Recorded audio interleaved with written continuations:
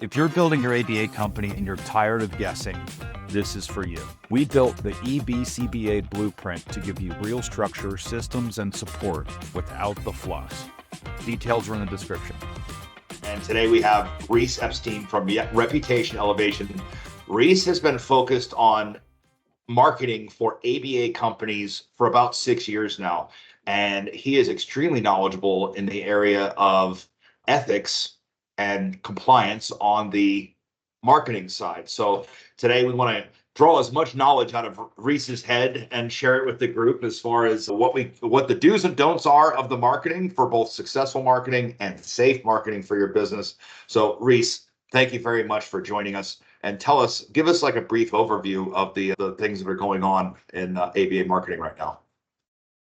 Absolutely. Derek, thank you so much for your kind introduction. It's a pleasure to be here, and I love the work that your organization is doing. I think it's tremendously helpful for the community. So most BCBAs are quite ethics code conscious, which is fantastic. And I think it's something that sets BCBAs apart from other professions because there's that real focus when getting one's degree on the ethics code, and then people really take it to heart and they care about it. And it seems that the vast majority of people would really like to do the right thing. Now, the ethics code is actually, in a sense, I would suggest unusual, in that it goes beyond, in many cases, what other people would be considered to be the requirements of ethics. Meaning that if you were to have sort of a philosophical discussion with everyday people, whether BCBAs or not, and start to sort of work out how you would think it would be ethical to handle certain types of questions, I believe that most people would come to conclusions that are far less strict than BACB. And we'll get into that a little bit and sort of where that is. But on the other hand, it's also very interesting that the BCB tries to write that code very precisely, and it's easy to misunderstand what the code means. And I personally had some conversations with Dr. Jonathan Bailey, who is the ethics code hotline the person who manages the ethics code hotline.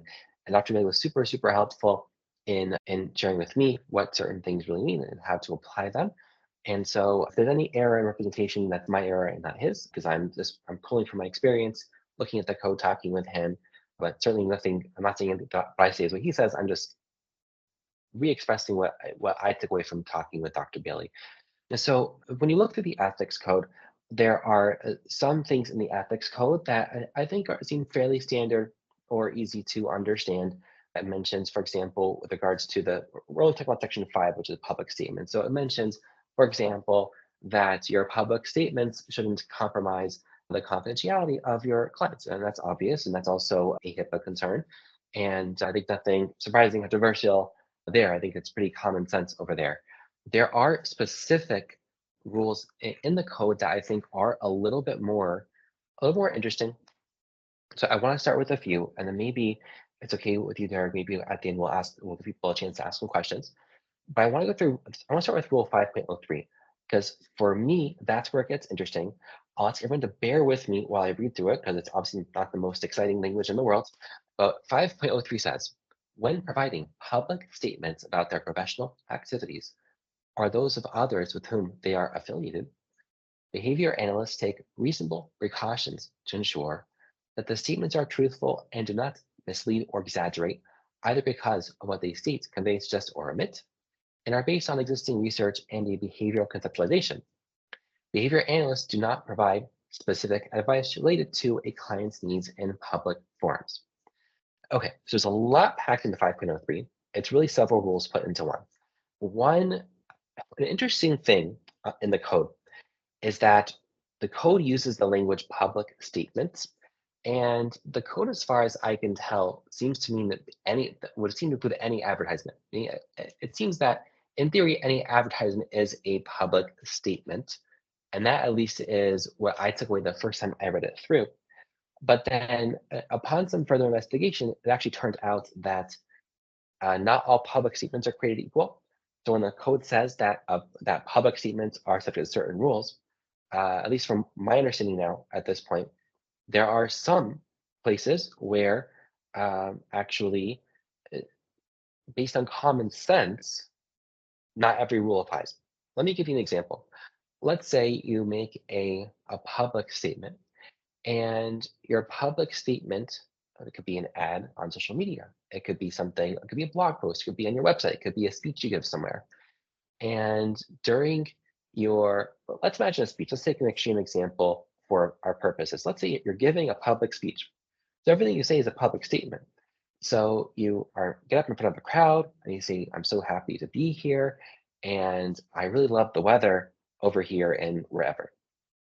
Now, weather is not a behavioral conceptualization. What does BCD mean by behavioral conceptualization? They mean behavioral conceptualization as opposed to a mentalist approach, meaning that, as our BCDs all know, the idea of behaviorism is that is to only look at what is externally observable, which is behavior. You can see someone's behavior with your eyes and take notes on on that, and not to go into questions. It's not like psychoanalysis where you'll ask a patient to look at a Rorschach thing and like have them tell you what it brings to mind for them, right? That's not behaviorism. That's more of a mentalistic concept, right? Now, does the BCB mean when it says every public statement has to be behavioral, that literally every bit of your public statement must be behavioral? What if you write about your practice that we love working with children with we love working with children. Is that behavioral? I'm not really sure. Maybe you could say is love behavioral. I don't know. Is that statement not allowed? No. Common sense would say that when they wrote the BCB ethics code, they did not have in mind that literally every single thing has to be behavioral. Again, another obvious example might be that you service people in a certain age range. That's not relevant to a question of behavioral or not. Now, I brought some examples that are obviously not behavioral to show that that rule can't be applied to literally every single thing. But does that is Oh, but Reese, is that really yes. like I mean, are they regulating what you are able to say about your own feelings or your So like again, how you exactly. So feel that's what I'm about gonna get. something? Like if I say the That's weather what. is nice today, is that does that Yeah. really? I mean, it's not. So that's what I'm Are getting they to. okay? All right. That's where I'm going. So the answer is no. They do not mean to be unreasonable. And so where this came up is actually a case that's a little closer to the line than what I described before. Because I described very obvious cases where, of course, you can say the weather's nice, and even though that's not behavioral, right? So the context where this came up is that one of the best performing ads I did of all time is one that quoted non-behavioral research about happiness. And it said, it's a very famous Harvard study. So the study said that people, this is not such a surprise to anybody, but people with good friendships are happier on average than people without, right? Which doesn't seem like a surprise to anybody, but that's what the study says. And that's something that was Okay. researched, right? So in the ad, we said, because we've discussed this research and said, and we're committed to helping children with autism be able to live happier lives. And by helping them with their social skills, they'll live happier lives. And you see from the research that having better social skills helps you have more friends. Friendships equal happiness.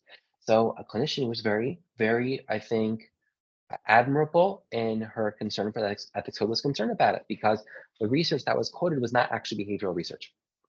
So we spoke with Dr. Bailey, and he said that, that was totally fine. That to quote research that's non-behavioral and use it in that context was fine.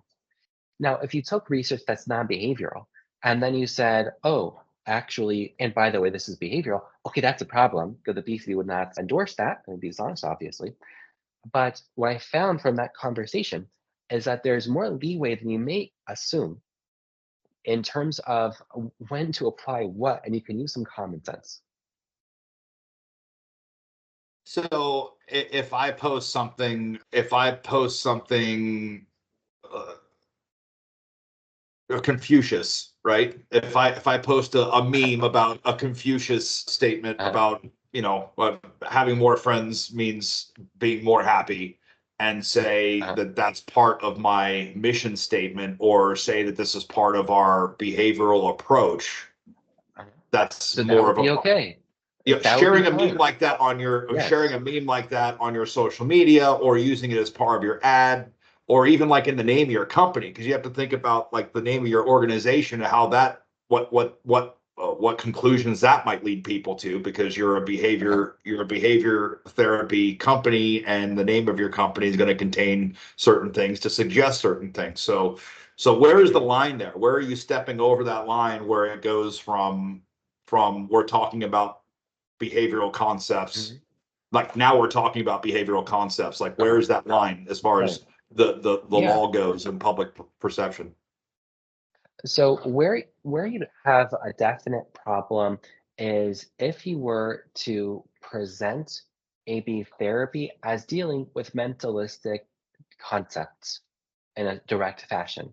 So if you were to start suggesting that a behavioral analyst will help a child work through a child work through feelings of depression, right? That would not be accurate. That's not what a BCBA does. And so that would be more of a problem. Um, I'm certain Dr. Bailey could give more examples. And I think what you described with your questions, like with the Confucius quote type of idea, I think that would be fine. I think that there's, uh, again, one thing I really took away was that there's a common sense element here that we can bring to the foreground when making these decisions. But of course, you can also ask the hotline. So Emily is asking, as long as we're not making claims that something not behavior analytic analysis related is behavior analysis related, you kind of have the freedom to say what you want in terms of marketing a company, right? Just to clarify. So that statement is certainly true, but I think it even goes a little beyond, and that's a very well formulated statement, Emily. I think it goes even a little further because I think the concern of that one BCBA, when I wrote about research on happiness that was non-behavioral, is that that person was saying, well, look, you're presenting what we do as related to this other research from Harvard, which is non-behavioral. But in the context, it was Dr. Play's judgment that it was fine. So I would say that if you stick to that rule, you will always be successful in following the code. And there are going to be cases where the code will also allow for you to do even more. But again, that might require some just applying the common sense and sort of figuring out like what does BCB want from you. Sure. So what are the what are the common problems that you see? Like what are the mistakes that the things that you see ABA companies doing often that are, have the potential to get them into hot water? So it's really interesting. I think the biggest thing that people run into is the problem of reviews. And this is an issue where it's my hope that BCBAs who have their own practices, especially, will open a dialogue with BCB just about the practical realities of running an organization. And I'll share with you a true story that happened very recently to a business that I work with, which is that there was a parent they were servicing who had a personality disorder, and she would do things like yell at her child during sessions. A few times she actually hit her child during sessions. And so the organization said, we're not going to be able to service you if you do that again. And she did it again and then tried to talk with her many times to explain you cannot do this. And she would, when she wasn't on her medication, she would engage in these behaviors. And so the company had to suspend services. So what does this parent do? This parent takes to Google and tries to figure out where can I leave a one-star review. Thankfully, this parent somehow was not intelligent enough to find the Google business profile where it would be most damaging, and went just to the Facebook page and left a one-star review that this company was abusing her child and blah blah blah, and just made up all kinds of ridiculous claims that were absurd. Now, if you're in a position because of the code, I think is it 5.06 or 5.07. Yeah, you can't So really talk about 5.07. their you can't talk about anything clinical publicly, because any response to that review is now going to be a public statement because anybody can see it. So you're in a pickle. Yeah. Well, that's also an interesting point. So if you reply to it, if you just reply to it and say, no, we did not do that to your child, and this claim is false. So I don't think BC would have a problem with that. But I think the problem is much bigger than whether you can reply or not. I think the problem is that when someone is searching Google, they're going to go search ABA therapy and they're going to see the Google Maps results with Google Business Profiles, and they're going to see the star ratings. And just like when you're looking on Amazon for electronic device, you look at the reviews, you're looking at reviews when you look at ABA therapy companies. And go So right by it. let's say, They're not even gonna, if they see yeah, one star, yeah, they're just gonna keep going. one Yeah. star, we're done, and it's not fair. And so that's one problem, which is that it's just how do you be proactive in defending your reputation in an environment where the code is saying you can never ask for reviews except in particular circumstances, like if it's a past client. And then there's another issue, which is that the rule is not fair to practitioners who own practices, because if you are a practice owner who is not a BCBA, you are not obligated in any way to follow the BCB code. BCB has instructed all of your BCBAs that if they notice you something wrong, then they need to try and convince you not to do it. So if they see their owner asking for reviews, they're supposed to ask the owner not to or protest it, say this is not ethical, and even document that they did so. Now, as a practical matter, do most employees do that? I think not. And the reality is, first of all, even practitioners, I have seen will ask for reviews and display them public on their website, and certainly non-practitioners will, and they're in their rights to do so. Why should they not be able to? So there's a problem of the code making it harder for practitioners to compete when they own businesses. So I really encourage anybody who resonates with this, whether you're here live or you're watching this later, to see is there a respectful way to open a dialogue with BCB about it. I think it's a real problem, and I'm seeing it affect businesses. Now, there is one thing you can do, which may be enough to solve the worst of this problem, which is, as per my understanding at least, you could ask your employees to leave reviews about their work experience. So you could send them to your Google Business Profile and ask them I to say leave good this all the reviews time, there. Reese. I say it all the time. The only place that you can really get reviews from is from your employees. And there's two different Mhm. types of people that look up your reviews. There's two types of people that are going to research your True. company. One are clients, and the other are potential staff. So asking your staff to Yes. sit on there and talk about their work experience, their positive experience working for you, and putting up Mhm. those reviews, that's the way to get Uh-huh. those reviews because it's necessary. 100%. 100%. It is necessary. And I think people sometimes sort of hope it's not, oh, it won't happen to me.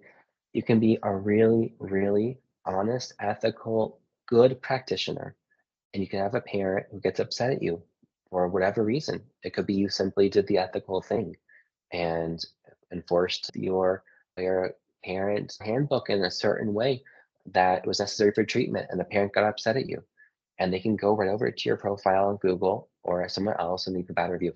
So I definitely encourage people to take advantage of that loophole at the least. Now, I believe there's also a solution that could be presented to BCB, because in the rule 5.07, the rule starts out by saying, because of the possibility of undue influence, implicit coercion, don't ask for reviews, testimonials, right? So what's the concern? The concern is that a BCBA is not supposed to use their influence to put the parent in a position where they feel that they have to do something to make you happy. That's what's not allowed. In our ordinary life as consumers, it's very, very normal that we get asked by businesses we do business with for reviews. So you might go to a restaurant and they ask you for a review, right? Now, there's a big difference between a manager of a restaurant walking over your table and saying, "Could you please leave us a review?" and just getting it's written on your receipt, like, "Hey, are you happy? Leave us a review. Here's a QR code." Very different. One presentation creates a personal pressure and the other doesn't.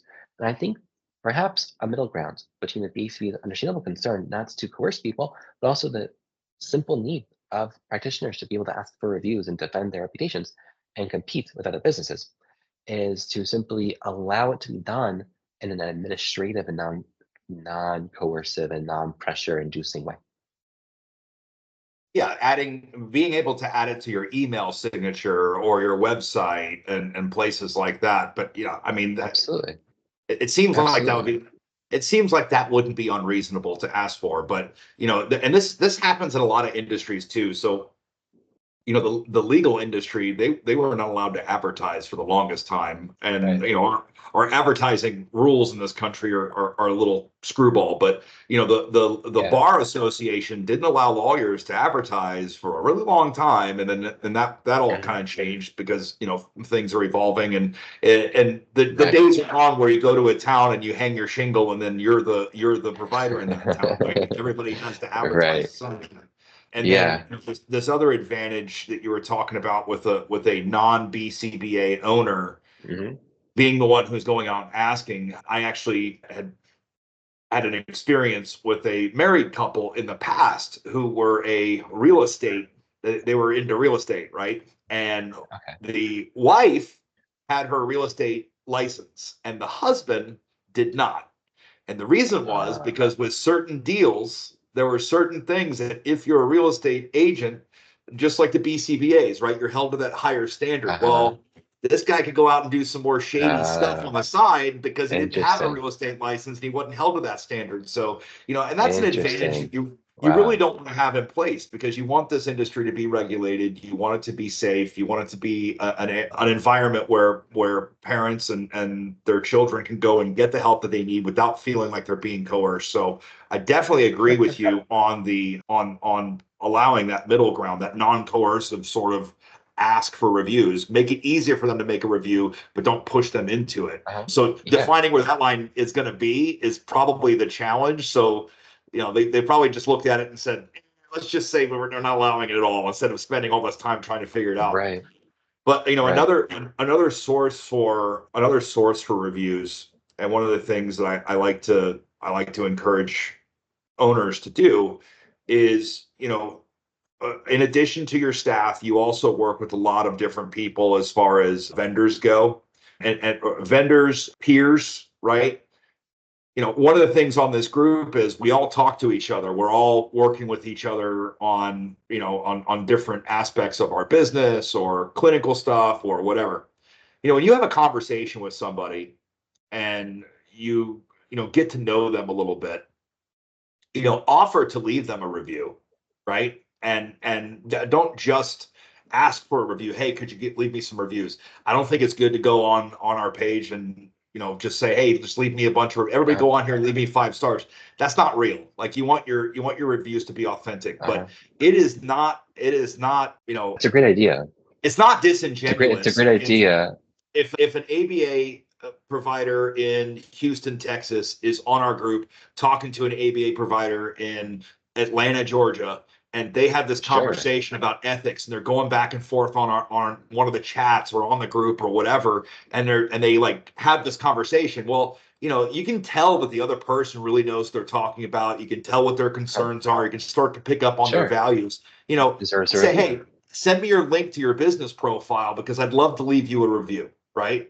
That's a Give great each other idea. reviews on this group and use that to your advantage. Go on there and say, hey, I love Becky's focus on ethics. Like I've had, Mhm. she obviously holds ethics at a very high standard, and I respect her for that. 5 stars. That's a Ab- great way that we can Absolutely. we can generate stuff. We got 4,000 people on this group, so you know you want to make sure that you have enough Uh, reviews, and this is the whole point of the review topic of conversation is, like you said, when you're going through Amazon and you see a product, if it could be at the top, if it's 1 star and the fifth option has 4.5, you're going to go for the 4.5, right? You're going to skip over exactly. all the stuff.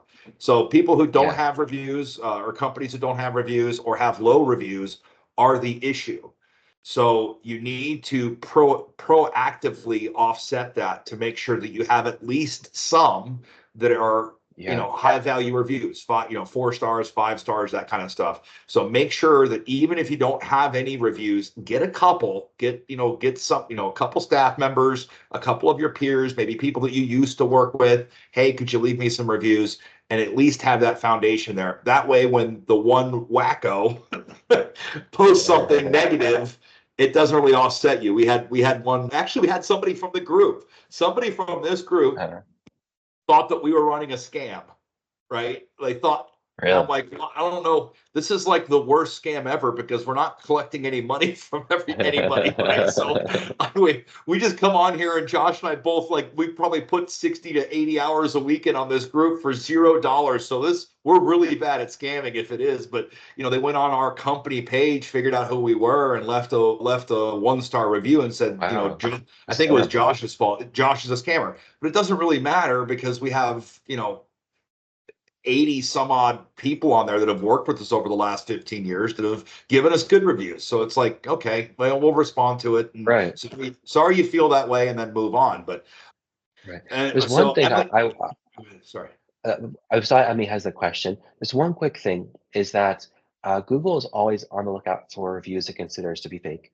And so one issue they may look at is if you are in a certain location and someone is somewhere else in the country, it could be that that review is looked at with some suspicion. Now, I think if you have one or two or three even, I don't think it's a big deal.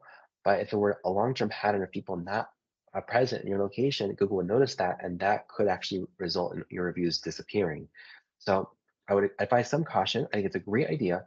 I think if you do a little here and there, that's good. But I wouldn't go overboard because Google won't like that people are leaving reviews from other locations.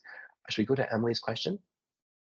Yes, and also one last thing before Emily's question. You don't want to just throw a bunch of reviews on all at once. When I'm saying get Hmm. reviews, I'm talking like 2 or 3, right?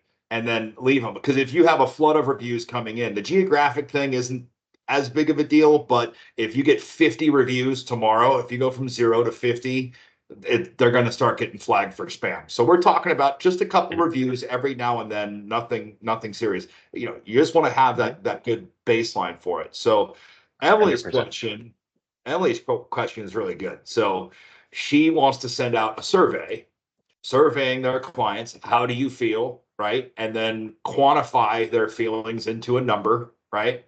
And then Okay. advertise that number. For example, 95% of parents report seeing positive changes when receiving services with us. What insert company here? So, what's the Okay. acceptable, not acceptable Yeah, line there? that's a fantastic question. So I have a client in New Jersey who did something basically along those lines.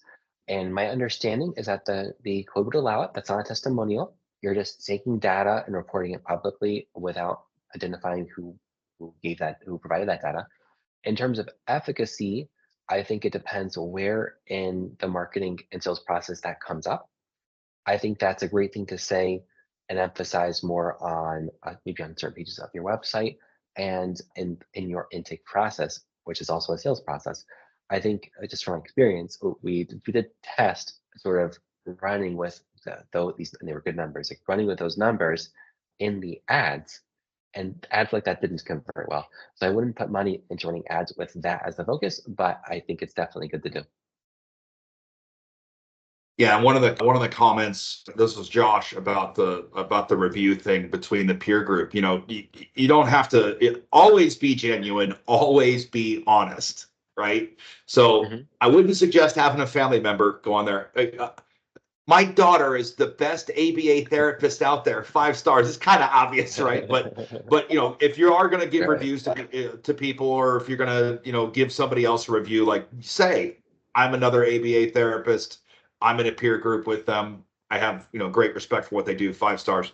So what do we what do we need to look for just from a high altitude in an ABA practice? Website, emails, marketing, the name of the company. What are some just Hmm. obvious, or I guess unobvious, right? We don't want obvious examples, but Uh-huh. unobvious Hmm. examples of this is over the line. Definitely don't want to do this that you've Hmm. seen a lot of out there. Okay, so emails, I believe, are not considered public statements because they're one-to-one. And even if you're taking the same email and sending it to a whole long big list, every communication was sent individually. And especially if it says at the bottom, this is private, it's intended for you, don't forward it, then it's probably HIPAA's like disclaimers, then I think you're probably okay there, if I'm not mistaken. What are common things? So I don't really come across websites breaking the code other than by posting reviews, testimonials on their website. So what are things to watch out for? I think that uh, when, in my experience with BCBAs, I think that there's in general a lot of awareness of the code, and I wouldn't say I've seen a BCBA ever asking me to write something that goes against the code in terms of like how we advertise things. I think really it's been more in the reverse direction of people sometimes going a little too far. So here's a great example of it. So back to 5.03 in the code, I think it's 5.03. Let's scroll to there. So So you're saying that you see people more just veering away from a marketing little and too strict. advertising altogether, They're, just out they're of fear, right? a little too strict and out of fear because Okay. 5.03 says you can't exaggerate or mislead by either stating something or conveying something or suggesting something or omitting something, which is an interesting statement because it's very hard to word sentences in English that say good things about your practice with 100% scientific accuracy. So I'll give you an example of this where this came up. Okay, it's very common in advertising that you write out the benefits of your services. So we had a sentence that said, "ABA therapy helps because with autism too, A, B, C, D, E, F, G," and they were all things that were pretty uncontroversial matters of behavior that ABA therapy helps with and is proven by research to help with. And we had a BCBA who was concerned. She said, not all children will get these benefits because not every child benefits from ABA the same way. And so we can't write this. And so, meaning that in her view, this was breaking 5.03, which says you cannot mislead or exaggerate by conveying an impression. So that she was saying, well, the impression people will have is all children with autism will get these benefits, and therefore it breaks the code. So we spoke to Dr. Bailey, and he said it was fine. And it's been a while since that conversation. I believe I remember what I presented as the reason why it's fine. The reason why it's fine, in my view, is that when we are evaluating a statement and what it conveys, we step into the shoes of ordinary people. There might be people who read things the wrong way or take things who exaggerate in their own internal dialogue what they read. But the ordinary person who reads that sentence, ABA therapy helps kids with, there's also skills, won't think, oh, this BCBA is staking the credibility of their certification. That ABA therapy helps every single child with their social skills. No one thinks that way. Everyone, people read and they, oh, okay, they're saying in general, this is what it helps us. So do you have to go right? Do you have to write? Oftentimes, ABA therapy helps with XYZ. You don't. And if you do, you're shooting your advertising in the foot because in advertising, the norm is to go beyond what you actually can do. So a BMW is the ultimate driving machine. Now, I think that a Ferrari driver will disagree, right? I think Sure. they would suggest that the BMW is a little beyond what it really is because they would say Ferrari is better. So most people read an advertisement and they take it down a notch. Oh, BMWs handle really well and are fast. That's what that means. Okay. It doesn't mean they're actually better than any other car in the world.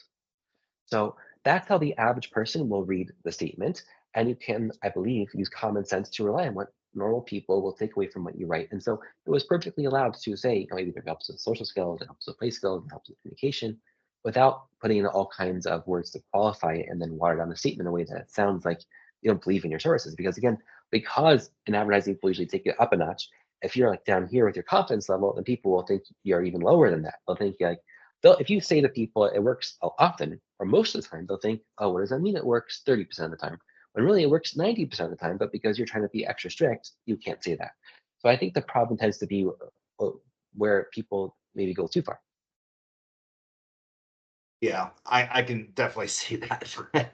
And I will say, like, you know, even in having conversations with like we have perk for our members if they need to set up their Google business profile or whatever, and you all reach out to Josh if you want to do this, but you know, we'll go in and help set up your Google business profile to make sure everything is set up properly and it's all correct and right. And it's a real kind of a pain in the butt sometimes, but you know, I end up having this conversation a lot with ABA owners. And, you know, I think they tend to feel like they're handcuffed and they really can't do a lot. Right. And, Right. and really the point of this is, you know, you guys have opportunities here and you do have restrictions, right? That you are in a sense wearing some handcuffs, but you're not completely restrained.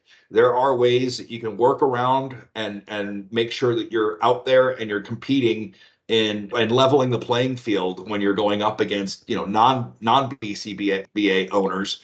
You can level that playing field, you can be creative, and you can make sure that you're getting yourself out there and really sharing what your advantages are. Like, why should you bring your child to me, right? You want to get that out there, but you have to be careful about it. So it is something to really focus on. Don't just assume that you can't do it because of the rules. And the ethics are good. Like, nobody's saying that we should push the ethics out of the way, or try to bend the rules. Like, that's not what we're saying. We're saying you need to make sure that you have every advantage that you can have as a business owner. So, all right. So Absolutely. getting into the, like, how do we change this, right? So how do we as a group, and tell me, we've got 4,000 people in this group. We can maybe start to organize Sure. and influence this as a change. So Uh-huh. Sure. what can the people viewing this video, and what can we as a organization do to start to help influence positive change in this area? It's a good question. I won't claim to be an expert into the inner workings of BCB and how change happens. I would think that if BCBAs are in a very respectful way, starting to ask more questions and bring more examples to light and expressing that they feel handcuffed and unable to speak positively about their practices and what they do because of 5.03, I think that might make a difference. And I do believe actually that 5.03 is a little, it's written in a way that it's extreme. I mean, it's very, if you were to sort of record your everyday speech and conversation and then take a transcript and then go through it according to 5.03 and look for how many times you exaggerated or conveyed or suggested or omitted what, people talk and people can convey things in the slightest way, and according to the code, maybe that wouldn't be okay. I mean, it's a very extreme rule. I will say there's one thing that is very helpful and that moderates 503, and it's easy to miss, which is that it says that when providing public statements about their professional activities or those of others with whom they're affiliated, behavior analysts take reasonable precautions. Now, reasonable precautions, that's very, very important, which I interpret to mean you don't have to be insanely or overly concerned to a point that's unreasonable. And there's a very practical application of that. It's a real thing for marketing. And if you were to omit those, if you were without those words in 5.3, you'd have a real problem. And what is that? So I know that I think it was Josh put out a great guide on using AI in SEO, and AI is very helpful for SEO because you can generate a lot more content than you guys would be able to. Now, if you just go in there and you say, write me a blog post, they'll give you junk, and don't do that. You have to use it smartly. But we started writing 10 times more content than before at the same price point, just using AI to help. And doing so helps our rankings. We get better rankings faster than we used to in Google search by doing that. Now, we tell our clients, you have full editorial control of what we write. And what we write is done with AI, and it's not Shakespeare, and it's not going to Pulitzer Prize, and it's not something you could turn in as an academic paper. It can have mistakes in it. And that's because we're producing thousands of words of content. And it's mostly correct content, and sometimes there will be things that are not factually correct. Now, we had one clinician who saw the blog, and there was one statement that AI came up with, which was that BCBAs help children to manage and regulate their emotions, which I think is actually true because one thing that you do is for example, if the child has a lot of tantrum behavior, you may teach them other ways of expressing their needs instead of tantrum. So I think it's true, the statement. But she thought, no, this is already a mentalist concept, and we don't do that. And this is so. Then the person wanted to review every single blog post, and for management, they were thinking, like, we're paying this person a lot of money to be a therapist, not to read blog posts. And this is just not practical. We can't do that. And sure enough, in conversation with Dr. Bailey, what turned out, I was in the conversation, but what came out of it was okay. And I think the reason is that you just have to take reasonable precautions.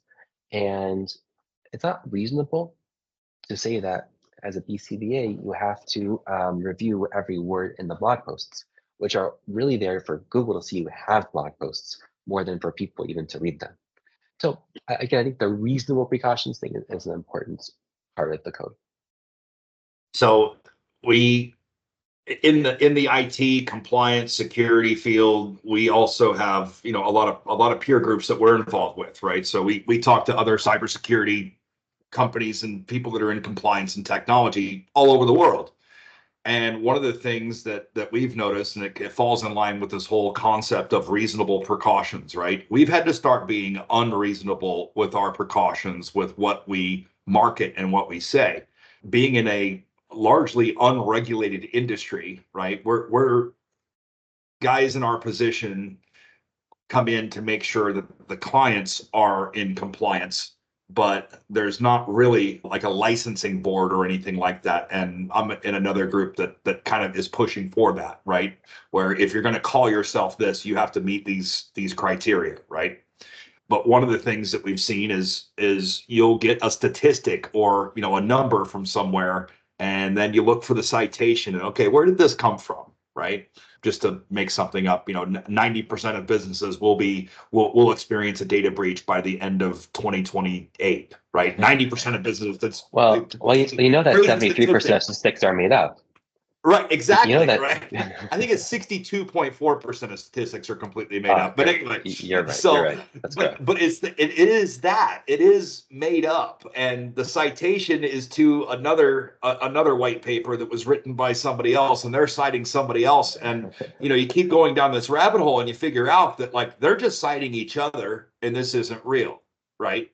So when we make a statement, we put something out, we're saying, okay, this is a fact. This is data collected by the IC3 division of the FBI. This is in their report from 2023. These are the numbers. This is where it's coming from. Like we make sure we're getting it from a real source and not just some cyber liability insurance provider or some other IT guy who's just trying to sell cybersecurity services, right? There's enough scary stuff out there where you can actually cite and have real statistics and talk about it and make sure business owners are paying attention to it without just pulling silliness out, right? But again, that circles back to that reasonable, our IT companies who aren't going through the process that we're going through to make sure that our marketing materials are accurate and that our statements are accurate are they bad for not doing it? Not really, because it's not unreasonable. If somebody's gone through all that work to trick you into thinking something is true and then you repeat it, it's not like you're lying,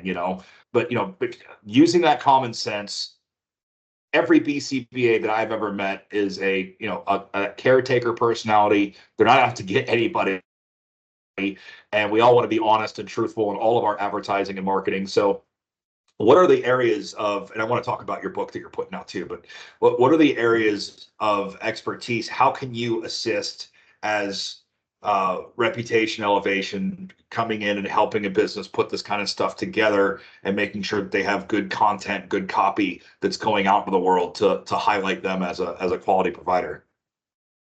Absolutely. So I think it's important, number one, to be able to switch from the more academic language that BCBs thankfully are really good with from their academic experience, and then be able to speak in the language of people who don't have a background in behavior therapy.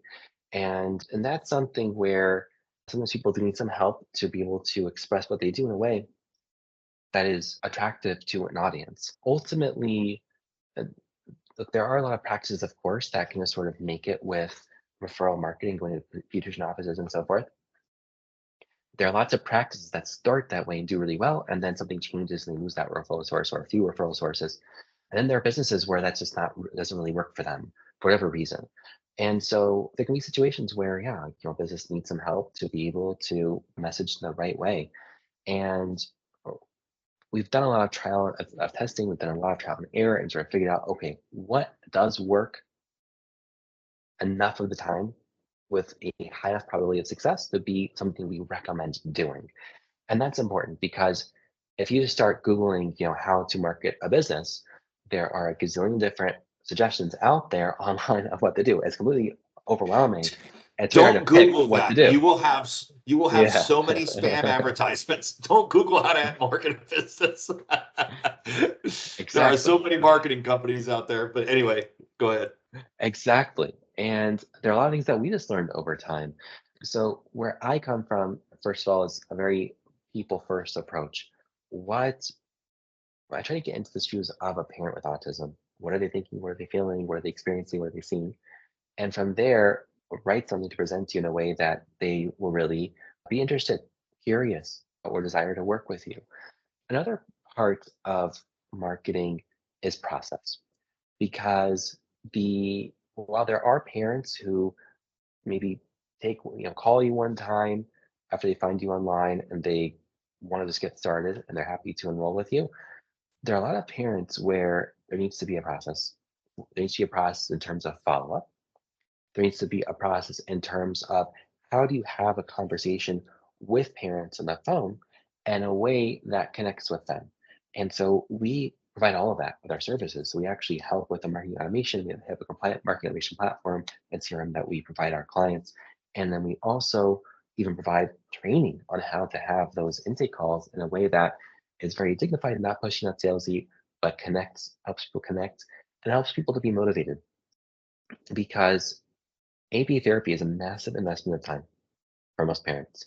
And your biggest competition is not the ABA therapy company down the street. Your biggest competition is the couch and the TV control. Because it's so much easier to do nothing than to do something.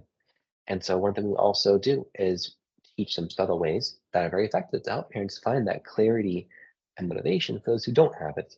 A lot of parents do it. A lot of parents have all the clarity, all the motivation, don't need any prompting to take an action, and will do anything it takes. And probably most parents are like that. But there's also those parents who are not like that. And it's good to have some tools to work with those parents as well.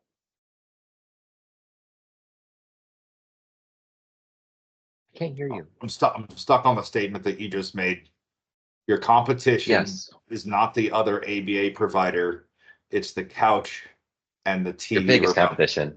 They're And also your that competition, is, but your biggest competition is the couch but what you need to be focusing on is eliminating inaction. And as that an and option. that's it. And there's I'll have to look this up. I'm not ready to talk about it right now because I can't remember off the top of my head. But there was an old game show where it was you would have to guess what box it was in, and you would get down to the end, and if you guess which box the prize was in, you win the prize. It's either $500,000 or a ticket for a cruise to the Bahamas, right? Like those are your two options. So you would pick Right, not knowing which one it was in, and then right. the host would ask you, do you want to change? Are you sure that's what you want, or do you want to change your mind? And it's more than half, much more than half. It's a large majority of the people who stayed with the same option got the cruise, and Uh-huh. more people who changed got the money, right? So Really? this whole idea of change is good, and that change is not just necessary. You don't just have to do it, but change will benefit you, right? And that whole concept where they might not be just on the couch and holding the remote, they might already be taking action and doing something about it, but you getting that light bulb turned on in their head going, oh, change would be good, and taking that action too. But really, I love the couch example with the TV remote. Change is good, action is good, inaction is bad. Doing the same thing over and over again expecting a different result is bad, and the Right, definition of insanity. So that's brilliant. right. Thank you. So tell us about your book that you're putting out that I'm gonna want. Okay, so this is really thanks to you and Josh and prompting me to start writing a guide to digital marketing for ABA therapy. And something I was always like thinking about, but it's a lot of work. And so it wasn't until you two sort of spurred me to action. I said, okay, I'm clearing the schedule, doing this. And so I cover a lot in there. First, I cover ethics, and so we have a whole chapter on that, which covers more than what we discussed here today. There's a couple more rules in there to discuss. But I go into giving you just an understanding of how to think strategically about your marketing. Where do you start? What do you think about? And then what channels are best to use to market your business? And then I started going into some key concepts that some business owners are very aware of and some are not. So organic versus paid traffic, what's the difference? And then some very important things that a business needs to do with their marketing in order to be successful. So I hope that it will be of great value to people. I really believe it will. There are a lot of things that I think are important really for any practice owner who has need for marketing to read. So we just got I got proofread, got that back today, and we have some more steps to take, but it'll be out very soon. I can't hear you. If I could remember to click the mute button. So we're gonna put the book up for download once it's done. So and it's not ready yet. We want this to be perfect. I want Reece to take his time to finish this thing because Josh and I have been encouraging him to do this. So we're both of us are looking forward to it, and I know a lot of people in the group will be too. So we'll get the book. This video is gonna be posted on the group. So we'll add the link to download the book in the comments. But in the meantime, when you guys are on this group, make sure you're commenting on the post so that you're following it. You'll get those notifications once the link is posted to download the book. So really looking forward to that. But Reece, there are very few times where I meet somebody who is such a niche down specialist expert on one specific thing. And you are like we're on the compliance and the IT side of ABA, and you are like right in that marketing niche. And it's really great to see somebody focusing in on this industry so much like we do as well. So really Thank you. appreciate you coming on to do this talk and taking your time to be here. And thank you in advance for the book. I can't wait to see it. Oh, you're welcome, and thank you for the opportunity to be here. I was wondering if we do have some time in case people have more questions. Does anybody have any questions? Reece is here for a few more minutes and he's got the time now. So it's a perfect time to ask. Uh-oh. Marlene is typing. No pressure.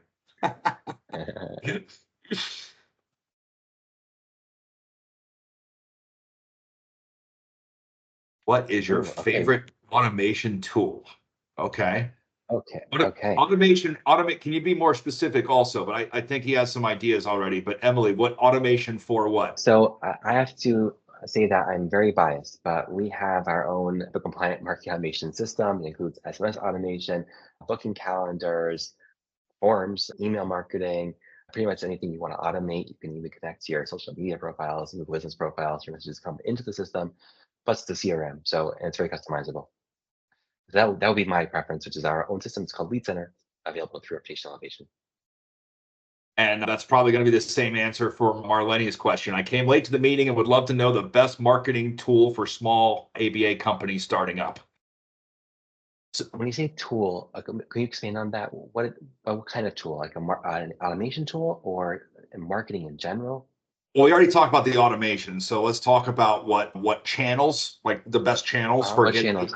Sure, sure. So I think the marketing in general. Okay, so this is the discussion I go to in the book that's coming out. And I think the places that I recommend to be are places that won't surprise anybody, which are Google and Meta. I go through in the book why I don't really recommend other platforms as much. Within Google and Meta, there are things that are productive to do, and there are things that are not so productive to do. So I'll give you an example of not productive. Not productive beyond minimally, just creating a nice cosmetic touch for your profiles is putting a lot of time into Facebook posts to your profile. Not that's bad to do, and it's free, so why not? And it looks good that you have some. But Facebook and Instagram greatly limits the amount of exposure that small businesses will get organically unless they pay. Now, once you're paying, the question becomes, well, if you're putting money in, what are you putting it for? And if you're putting money into your advertising, you want to do it in the best possible way to get people on the phone with you. That's my take on it, at least. And then you're already looking at the Facebook Ads Manager and not boosting your posts on your page. In Google, the basics are at least your basic SEO. So even if you're kind of a professional service, do everything that you need to be as competitive as possible. It's very, very important to at least pay some basic attention to making sure that Google will understand that you're going to be every practice and will understand what your location is, and to make sure that your website looks good and loads nicely and so forth. Because if people find you in search and then they go to the website and then they immediately leave because it's not a good website, that will hurt you in search. And also, I know and Josh and Derek help out with this for free, which is amazing. But setting up your Google Business profile correctly is also very important. So I think that's just a starting place. There's a lot more to talk about there, but I hope that at least gives you some direction of where to be looking. Awesome. I think that's all the questions. Reece, Okay, amazing. good Derek, talking to you again, brother. And I really appreciate your likewise, time. absolutely. Thank you. You too. It's great to be on the webinar with you. Thank you so All much. right. And thank you everybody for attending. And thank you, Josh. We'll be waiting with bated breath for the book, and we'll see you on the next one. Okay, it's coming soon. All right. Thank you so much. Have a great day. Take care. Bye.